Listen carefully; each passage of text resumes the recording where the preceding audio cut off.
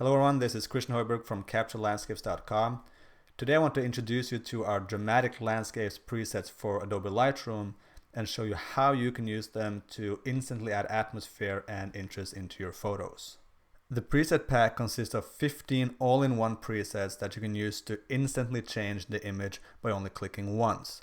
We've also included more than 35 stackable adjustments that you can use to either alter the all-in-one preset or completely process the image alone without using any of the sliders manually. Now I want to show you 3 different scenarios on how you can use our preset pack, starting by how you can use the all-in-one preset, how you can only use the stackable adjustments, and then eventually how you can combine the two of them. So let's start with this image right here. We have a nice shot, a little bit moody. You can see there's some heavy clouds and a lot of rain and wind in the shot. But by only clicking one simple preset, we can make this a lot more interesting. So let's choose the mysterious dark preset. As you can see, simply clicking that has already given this shot a lot more atmosphere and it's a lot more interesting to view. Of course, you're more than welcome to go in and adjust the sliders further to make this fit your specific shot, but as of right now, this looks quite okay. If you take a look at the before and after, you can see that we've taken a rather ordinary shot and made it a lot more interesting.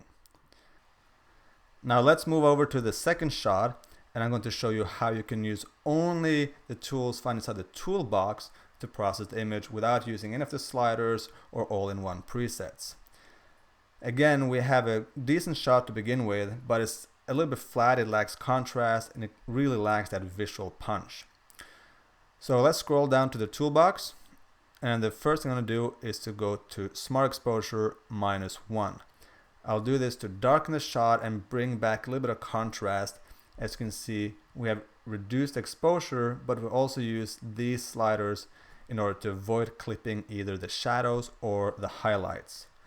But I do find it to be a little bit too dark, so I'm going to go back and brighten the shadows, but also darken the highlights to make sure we're not clipping anything up here in the brightest part. Now we're going to scroll down and find the Sunset Boost tool.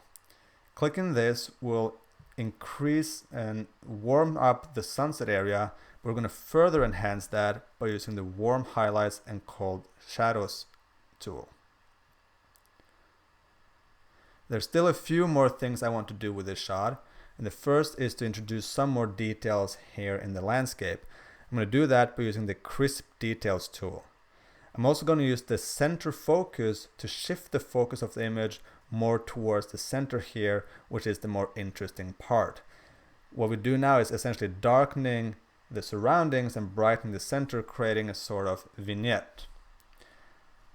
The last 2 things I'm going to do now is darken the foreground and sky to further enhance the focus around this middle part, and I'm going to end up by using the Sharpen tool, which adds some nice extra sharpening to the landscape. If you look at the before and after here now, you can see that we've taken a rather flat and boring image and made it a lot more interesting with only using the tools found in the toolbox.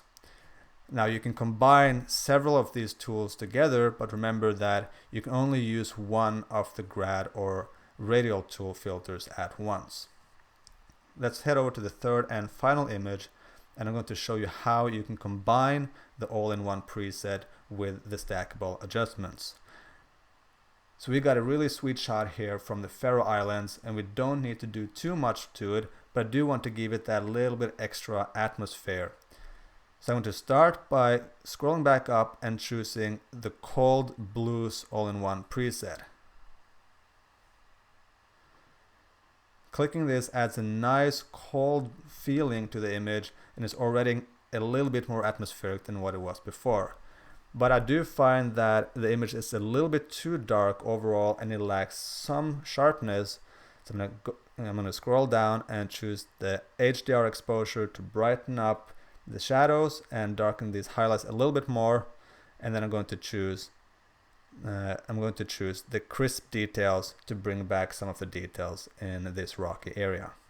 And that's it. This was just a quick introduction on how you can use the dark and moody presets. These work on all type of photos, either it's a blue daylight or a dark shot to begin with. So go ahead and test these presets for yourself, and I'm looking forward to see what you come up with.